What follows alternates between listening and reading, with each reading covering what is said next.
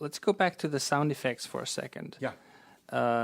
In especially the opening titles, there were a lot of sound effects that blended in with the music really well.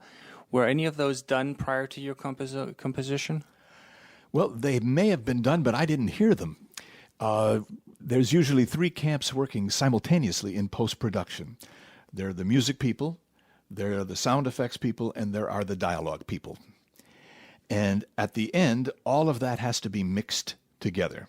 And the director typically presides over that event.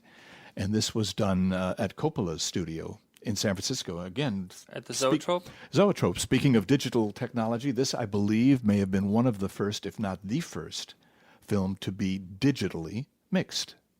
Oh, wow. A landmark. Yeah, I believe so. I know it was the first time Phil had ever used this technology. And he had mixed feelings about it as it was happening because it was fledgling, and at times everything would crash and go down. But it did offer a certain kind of flexibility that had never been experienced before in automation. So it wasn't until those things came together that the final decision about how much sound effects, how much music would be present, and in what relative measure during the main title sequence. Mm-hmm. I was knocked out by what the sound effects folks did. I didn't hear much of any of it going along. But Ben Burtt is just a genius at that kind of stuff. And they came up with sounds that were unearthly and yet hewed to this aesthetic that Phil had about the sounds having to be organic. I believe that the scream the pod makes in the film contained, among other things, a pig squeal played backwards. I was just talking to the guy who's writing the liner notes, Paul Tonks, and he actually mentioned his theory that there might be a pig squeal. Well, he's got good ears. Very good ears. Not many people would be able to pick that up. But that was played backwards? That is... I believe so. I believe new. That was the deal. Now, what about the pulsating heartbeat sounds? How were they achieved? I did that on the Prophet 10 synthesizer.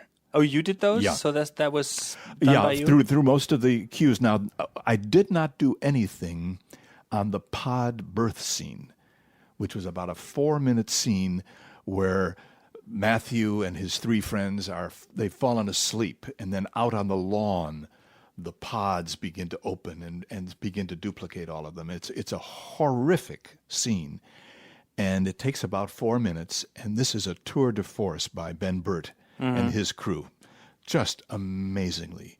It was so good. I heard what they did, and I said to Phil, I think it's gilding the lily for me to try to do any music on top of this. This seemed to really carry it, and he agreed. And I'm glad that I didn't do music there, even though it would have been an interesting challenge. It was just perfect, I thought. Just perfect as it was. So there were actually times when you said to Phil, let's not do music here? I think that's the only place I said that. And generally, we were very much in agreement about how the thing would work. Sometimes there would be a couple of times I'd play a cue and it wouldn't be right in his view, and I'd go back to the drawing board and get it right, call him up and play it for him, and then breathe a sigh of relief when I had gotten through that cue and on to the next.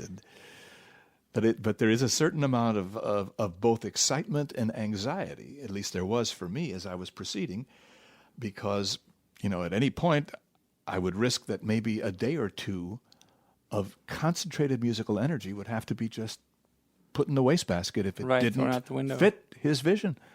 And I was lucky that we were hearing things as closely